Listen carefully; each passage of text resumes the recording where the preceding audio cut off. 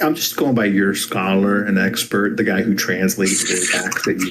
Oh, wait, does he say that about Anatolius? He's saying it about all the Easterners. Yeah, he says the Eastern Church. He's asking about the Eastern Church. Specifically Anatolius? I mean, I'm asking, what do you think? Well, this is in the context of, the Eastern Church. He's talking about the Orthodox Church. Yeah, but do you think Anatolius believed the Pope was superior to him? No. You don't think he believed that? No, they didn't believe it. Type of papal infallibility or. Let me read you what he says. Universal jurisdiction. You don't have to. I mean, I've read all that stuff. Those polemics were done on here like 4 or 5 years ago. I just want to read to you what he says. Why do you think this is letter 132 from Anatolius' letters. We have the whole correspondence. This is like not new to me. I just want to read it to you. Here we go. All right, fine. If it makes you feel better, go ahead. It's not going to change anything. What's the problem with me reading it? I just want to read it. What's the problem? Not read it. That's fine. Okay. Here, I'm going to read chapter 4. Regarding what was sanctioned by the grace of the Constantinopolitan See at the recent Universal Synod of Chalcedon, let your blessedness know for certain that there is no fault in me, a man who has always loved leisure and quiet, keeping myself in humility from my youth. Rather, it was the most revered clergy of Constantinopolitan Church who pursued this matter, along with the most religious priests of those regions who were in agreement. And the full force of the acts and their confirmation was reserved entirely for the authority of your blessedness. Let your holiness recognize this as firmly established. Nothing in this affair was done by me. So what do you think about that? Yeah, and that was in context to Canon 28. Canon 28. That's right. Exactly. So he's just saying, hey, look, don't blame me for this. This issue, this was established by like the council, all of the bishops that were there, because the accusation that Leo leveled against him was that he was some kind of like self-seeker, that this was something Anatolius did because he wanted to elevate himself and he had his own agendas, etc. Right. That's what Pope Leo says in letter 104 and 106. And Anatolius is saying, no, that's not what this is about. Okay? And you guys read that this is like a supremacy claim. It's pretty wild. Yeah, so do you think when he says that Anatolius, the full force of the confirmation and authority is for him, what do you think that means? It means that, he's directing this to the idea that the Bishop of Rome and the Roman Patriarchate, for something to be like universally like received, because this is what the emperors were doing with ecumenical councils. The reason why emperors sought like papal approval of things wasn't because they needed papal approval to make something true. They wanted like papal approval so that way the Pope, and the Roman Patriarchate could enforce the ecumenical council in the West. No, that's not what Emperor Marcion said. You want to see what Emperor Marcion said? So this is how ecumenical councils worked, not like the other way around. So, if I don't have the Pope of Rome, we don't. You just said. Well, wait. You have to count. Do you or do you not have an ecumenical council without a Pope? I'm sorry. You have to have do you have to have the Pope to have an ecumenical council? Yes. Wrong. He has to authorize it. He has to at least receive it and sign off on it. No, that's not true. There's a you want me to show you? You want me to show you? You want me to show you? One was upheld in Chalcedon. Not true. Yeah. And you know what's crazy? At Chalcedon, you realize I know. Chalcedon says that they ratified it, and guess who ratified it? You want to see who ratified it? The emperor. Yeah, go ahead. No, the Pope. And that's cool. Yeah, like all people who sign on to it are ratifiers of it. Okay, so here's the issue. Wait, no. If you are supposed, why do I need to hang on? Watch this. Look, because I want to go back to that claim. You just said the emperor, because you didn't let me engage it, and you kind of not really engaged it with Anatolius. So you said that the emperor, the only reason he asked authority from the Pope or talked to the Pope was so he could enforce the council, not confirm it, correct? Well, yeah, if you don't have an entire, the Roman emperor, in Constantinople, needed the West to get on board with the council to make let me read. it universal and enforceable. You do also know that we're in Symphonia in the East, so we have. So this, am I this getting jumped? two-tier Is this a system. 2v1? No, it's not. But I got cut off from the point I was trying to make because you want to like nitpick some meta or something like that.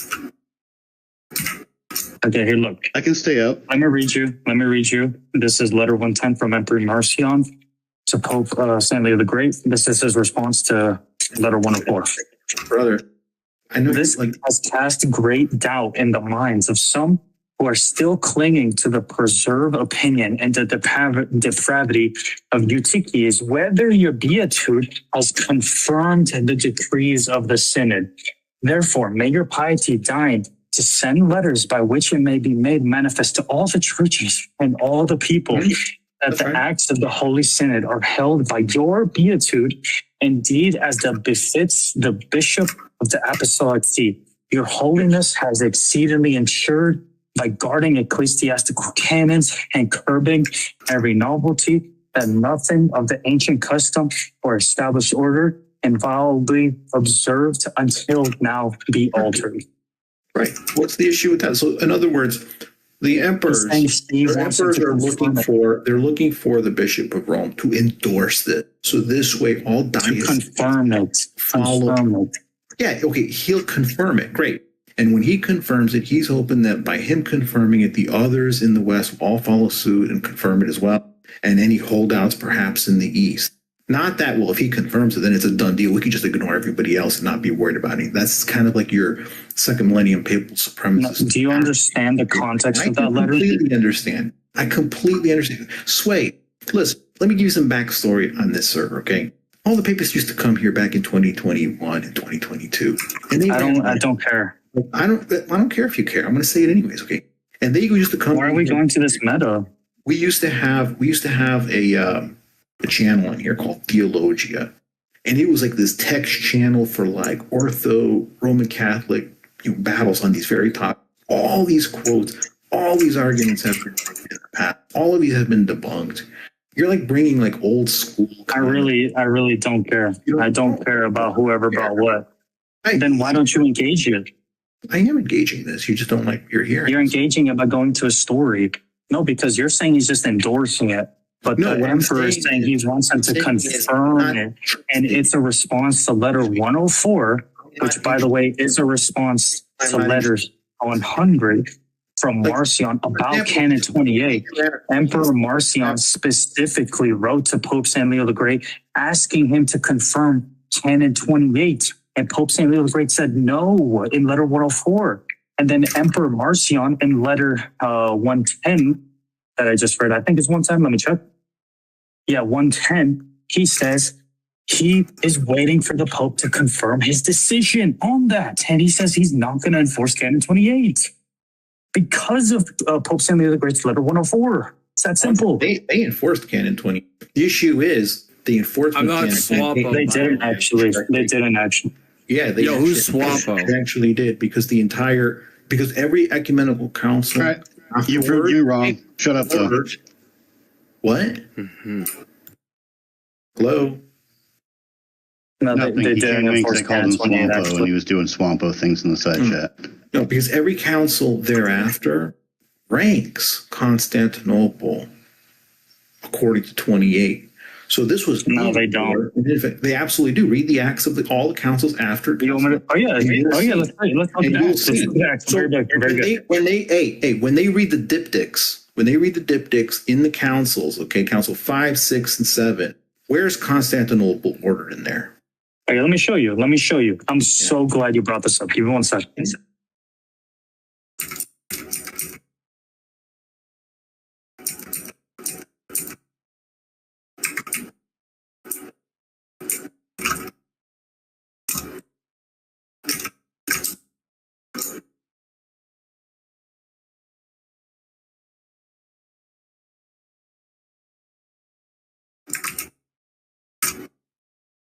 Yeah, so anyways, you just kind of you're very rude when you speak with me, and I don't appreciate that. When you said you wanted to bring up Anatolius, I told you 3 times. I've read the letter with Anatolius like 50 times. This is old polemics on this server. All right, So you're let like, me show you. I want to read it. I have to read it. I have to read it. Like, are you like, you're like a child? Just make your argument based All on right, it. let me show you. Let me show you what Nicaea 2 says. Okay, this is talking about Rome. Let's see it. It's around the world now. Do you want the No, link? I want diptychs. Give me diptychs. What do you mean? You don't You even just know said what you just said earlier. You just said He was talking about you said read diptychs, the sir. Acts. You said Acts. in You said the Acts. in the act of the ecumenical councils. Yes. Read the diptychs and tell me which ordering is Constantinople. Oh, okay. Yeah. 1 second. Exactly. But you did say I could read the Acts. Dude, you gotta chill, man. Anyways, what you're gonna find is that Constantinople is read in second place in all of the diptychs. Does that include? According to the ordering of Canon 28, and according to the very thing that Leo said could not be the case. And Leo never argues in his letters his own personal authority in like saying this. He actually does. He doesn't. He argues. He does. No, he doesn't. He argues the There, let's see. force. He argues the force of Nicaea 1. He invokes it as the authority of the ecumenical council can't be overturned by another council. Is what he's saying. He doesn't say himself, well, I personally overturned. That's the reason why this can't be the case. He doesn't say that. He says you can't undo what Nicaea did. That's the argument. You know why he says Nicaea, right? You realize the Sardican canons were counted with Nicaea, right? Athanasius said that, or so does Solomon. We're just gonna have to show you because you want to be like. Watch this. Watch this. Here, I'm gonna read. Artican councils were not added. Hang on. No, so what happened with Canon 28 That was by Rome, by the way. Canon 28. What are you talking about? Canon 28, right? This is how they explained it. Just to get it clear. This is what they said in the Acts. Right here, from what has been done and brought forward to each side, we perceive the primacy of all, and the chief honor according to the canon is to be kept for the most God-beloved Archbishop of Old Rome, but that the most reverend Archbishop of the royal city Constantinople, which is the new Rome, is to enjoy the same honor of the same primacy. This is in session 16 of Chalcedon. This is how they describe it, that canon. They're saying that the city of Constantinople has the same honor and primacy. Now, just to clarify, do you believe that Nicaea 2 affirmed that for Constantinople? Yeah, of course. All the councils have Constantinople have beautiful privileges with Rome. However, what I'm asking you, what I'm asking just the same privileges. Yeah, of course, the same privileges. Okay, let me read you this. No, don't read me anything. Let me make my point. So the same privileges. Yeah, because you want to jump around like you're Go ahead. You asked me to read from diptychs of Nicaea 2 or whatever. You don't even know what diptychs are, dude. It's like the ordering. Oh, okay. Yeah. Nice. Okay. Yeah. So like when they read off, okay, start with 553, okay, and go through the councils and read when they announce, okay, when they announce the ordering of the sees, what place is Constantinople in when they do this? And second.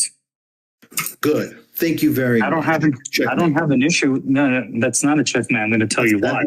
Just watch this. No, because you said you believe that the councils affirmed that Constantinople has the same honor and primacy as Rome, correct? You said that? Yeah, Canon says they have the same privileges as Rome, and that's what the canon laid down. This is why Constantinople would hear appeals and would settle disputes and handle matters in the East. They've never heard an appeal exterior to their own region, actually. So what's this? Oh, that's so dishonest. Actually, Peter of Antioch was overseen by Constantinople and Jerusalem. No, that was very dishonest what you said, because exterior to their own region. All they would have to do to hear an appeal would be to hear an appeal from someone outside their jurisdiction, not their quote region. Because by saying outside their region, you're encompassing Antioch. I meant jurisdiction. Okay, so did Constantinople ever hear from another jurisdiction? You said they've no. heard appeal. Hang on. They've heard appeals, sure, and they've received bishops into their own communion, but they've never overturned decisions in other jurisdictions like this article lays out for Rome. They overturned the taking down of Peter of Antioch by Rome, and then also Jerusalem. This was Peter the Faster of Rome. All right, can I read this now? Antioch. Yeah, go ahead. But just letting you know, that was technically a lie. Says we're going place to place. Here, no. Here, we're going place to place. You said Constantinople shared the same privileges as Rome. I'm going to refute that. Watch this. That's what the canon says. Watch this. I'm going to refute that. And was in effect, and the councils recognized Constantinople as second in the diptychs. That would not be possible without a recognition and also a direct quote disobeyal of Leo and all of his whining in his letters. Because Leo argued that Constantinople, Leo argued in his letters extensively that Constantinople cannot not be elevated to the second see. Okay, he made two arguments. Yeah, he made don't. He said they cannot be elevated to second, and he made two arguments. The first one said they're not an apostolic. Yeah, he did. He said they're not an apostolic see, so there's no way they could be above Alexandria and Antioch. That was his first argument. Okay, right? Mm-hmm. Right? Isn't that what he said? And the second argument was the second argument he made. You just asked me a question. The second argument. Do you want me to respond to your question? I did not ask you a question. You just asked me a question. You just said, "Is that not what he said?" Can you process rhetorical questions or not? Okay, I'll stop using rhetorical questions. Do you think that's a prompt for you to start like cutting me off? Because you just waited. You just let me respond. Ask the rhetorical question. Am I not supposed to think that's an actual question? Yeah, it's not an actual question. No, it's not an actual question. You just said it was a rhetorical question? That makes sense, right?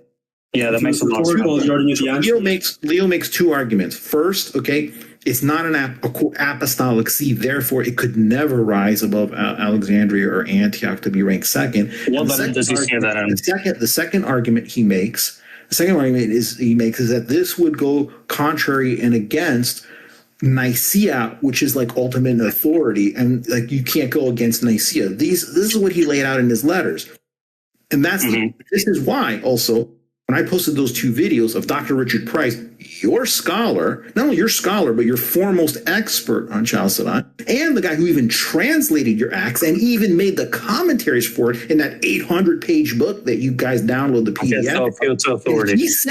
He says, dude, okay, fine. He says in those videos, when they ask him straight up, did the Easterners believe in papal supremacy and infallibility? He says no. And in another interview, he says no, they did not believe in this. So there was no Vatican I understanding in that time. Okay, go. Okay, can you actually engage, because you just hip hop?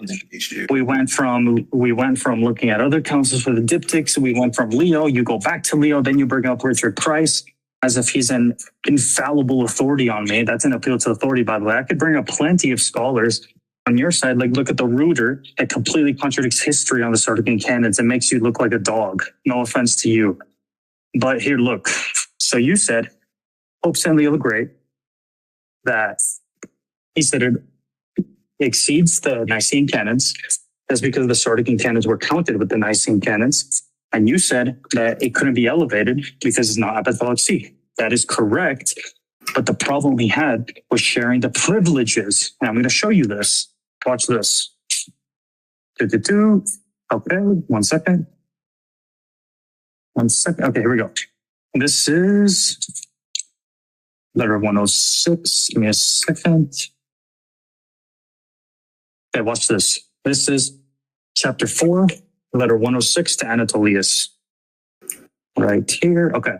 If anywhere men virtue upon what is contrary to their decrees, it is ipso facto null and void, so that what is universally laid down for our perpetual advantage can never be modified by any chance, nor can the things which were destined for the common good be perverted to private interest.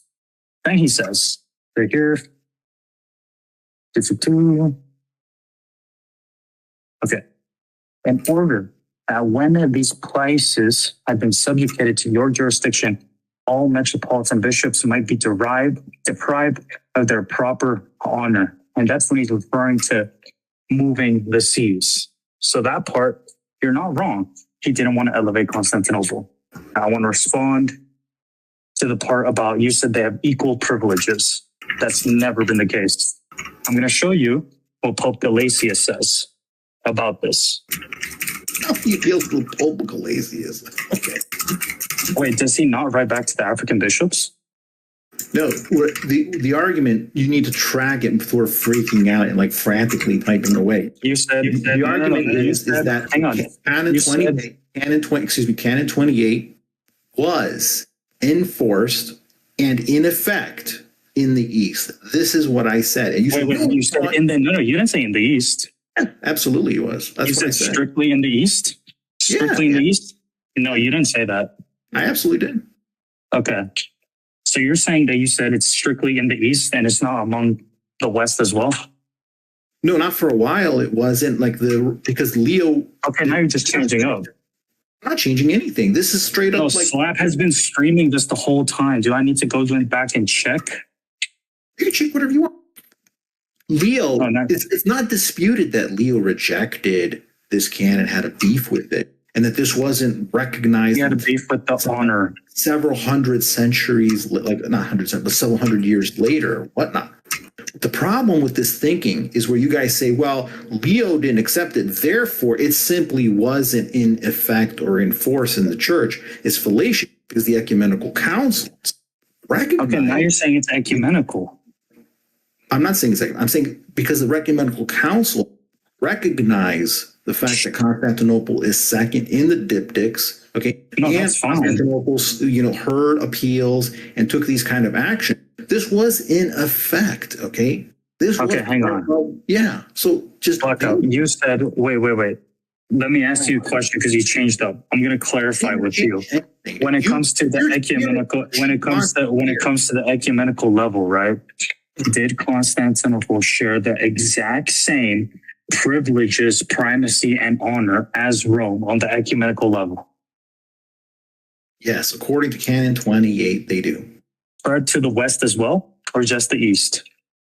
Well, that becomes an interesting question now, doesn't it? Because in the why don't you answer it? Yeah, because in the subsequent ecumenical councils, the councils in their acts recognize such. Okay. Now, so they recognize Constantinople as the same privileges as Rome. It's a contradiction in your system because if the Roman Patriarchate simply says, well, we never signed on to that, but the problem is they're signing on to ecumenical councils where the proceedings move according to the diptychs ordering of Canon 28. Okay, and that's the problem for you guys. It's you just said, you know what it's like? You're like the children. Why are you filibustering now? What? I'm not filibustering, dude. Yes, you are. You're about to come at me. We're like the children. We're like the children. You're like the children. You're like the children. I'm gonna refute you. Watch this. No, I don't accept my timeout. Okay, yeah, nice job. Yeah, so watch this. Watch this. Fact of the history. So. Okay, watch this. You said they share. You said they share the same authority. I'm going to show you that they don't. This is from Nicaea 2. This is from the Acts of Nicaea 2. I'll send you the link if you'd like. I'm going to read it first. For let sacred authority lay upon the marks of his dignity, and how great veneration ought to be shown to the highest see by all the faithful in the world. For the Lord set him who bears the keys of the kingdom of heaven as chief and overall, and by him is he honored with this privilege, by which the keys of the kingdom of heaven are entrusted to him. He therefore, that was preferred with such exalted an honor, was thought of worthy to confess the faith of which the Church of Christ is founded.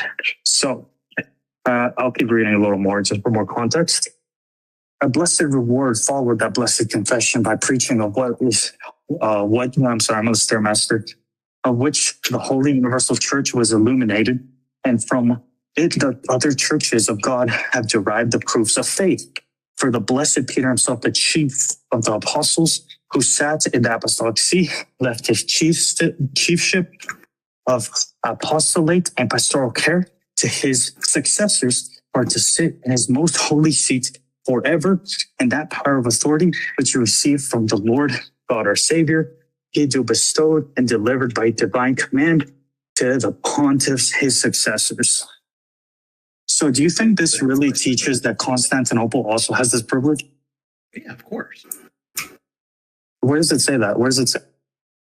Okay, Canon 28. Okay, so they have the privileges to hear appeals. They have the privileges to deal with. This is Nicaea 2. This is Nicaea 2. Yeah, that's fine. Well, okay, so where do you think Nicaea 2 teaches? Okay, so first of all, you guys, like, you constantly conflate. Okay, stop dodging. Stop dodging. I'm not dodging. Close your mouth. You are dodging. Talking to you, dude. Dude, you're like so disrespectful. Respond. Go ahead. Can you please let him respond without interrupting? I'd like to hear both sides. No wonder Jay like destroyed you, dude. Okay, go ahead and respond. Go ahead and respond. Go. Oh, do I need your permission to respond? Do I need your permission to respond? Yeah. So, I mean, these are conflations. These are conflations between synodal primacy, which is not in dispute here. Okay, the Roman Patriarch. You said it's the same as Rome. Shut up! Hey, listen, you guys, listen. You got to let Black talk. You read all of that. You laid out your case. You've interrupted him like 2 or 3 times in his response just now. Terrible. Just give him the floor uninterrupted. You're so insecure, bro. Just let him go, though. Let Blackout go. He gave you like 5 straight minutes. I'm just saying. Just let him go. Mute me until you finish this. No, we're not going to mute you. Just let him go. You can't control yourself. Stop showing us your feminine energy, dude, and just learn to self-control is like a virtue. Okay, self-control. Very good. All right, so this is a conflation of synodal primacy, which is not in dispute here. The Roman Patriarchate, under the diptychs and under like the norms of the Pentarchy and even prior to the Pentarchy in the undivided church, is the first see and the primate of the church, which carries privileges with it. And this has never been under dispute under the Orthodox system.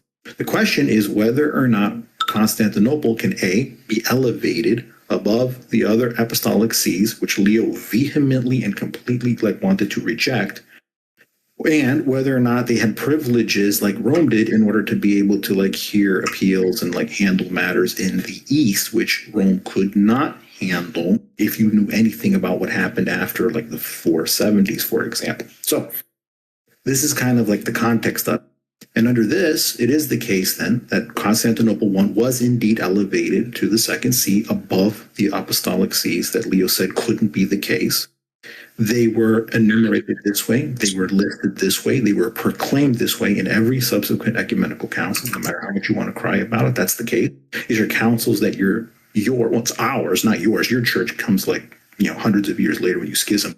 But, the Roman Patriarchate at this time, was attending those councils through their legates. There was never controversy. There was never dispute. They didn't say, we object to you listing Constantinople second in the diptychs when they seat the patriarch and when they list them in order and when they sign, Constantinople was second. So this is why that's in effect, whether you like it or not. And you trying to pivot and say, well, no, it doesn't convey whatever privilege I want to talk about. No, they totally ignored. The church moved on. The church moved on, accepted Canon 28, and utilized it. It was only the Roman Patriarchate that said, we don't formally recognize that. But they still attended councils where that was the norm and didn't object to this. That's what you have to contend with. Are you done? Yeah, I know you didn't listen to any of that, but... All right, listen. So I listened to you not engage the topic a single bit because I asked you. Okay, thank you. So I just muted myself. Okay, I'm going to speak now. So I listened to you not engage the topic at all because I asked you specifically. I was very specific. It's all on video.